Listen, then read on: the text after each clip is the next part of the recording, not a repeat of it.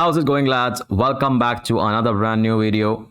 I hope you guys are ready, as today we are throwing some light on the exciting Euro 2020 semi-final games, whether it is Spain, Denmark, Italy, or it's coming home. Is it coming home? Sorry, England. I'm sure you are excited as I am. So without waiting, let's get started, shall we?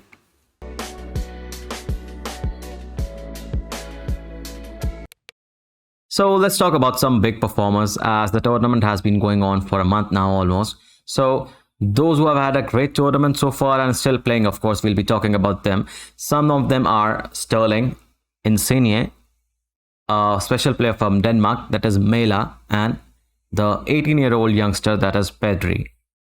This is a very good tournament for these guys so far. I'm sure there are a lot of names that comes into the mind when there is a talk about, yeah, this guy has a great tournament, this guy has been spectacular for his nation. But yeah, I've cut it down to 4 people that are most impactful in their teams right now, and there might be some big performances from these players only in the semi-finals. So yeah, let's check out their stats. Starting with Sterling, he's a phenomenal player and he has proved a lot of critics wrong. On the back of a harsh season ending with Man City, where he wasn't even being picked into the starting lineups for a lot of games, he has really turned up for the Euros and has time and time again proved people wrong in this tournament. So he deserves a pat on his back, and he has exceptionally put some great numbers, as you can see on the screen right now. So this is a phenomenal performance from him so far. Next up is Lorenzo Insigne. Oh my, Italians believe that this fella is really a magician. We have clearly seen his 2 signature curling shots at this tournament, and oh my, they really had us get up from our chairs. His incredible work rate and ability to run at defenders and create chances in the final third for his teammates, and especially his striker Immobile and Belotti, is what makes him so special. He will be hoping to do the same against Spain in the semi-finals on 8th July. But I really hope that this guy has a decent tournament ahead of the 2 games that are left, of course, and I really think he is one of the player of the tournaments, or at least the contenders to be the one of player of the tournaments. So good luck for him and best of luck. Moving on, we have Mela. Mela is from Denmark. You can really call this one a breakout star moments of Euro 2020, although the lad is like 23 or 24 years of age.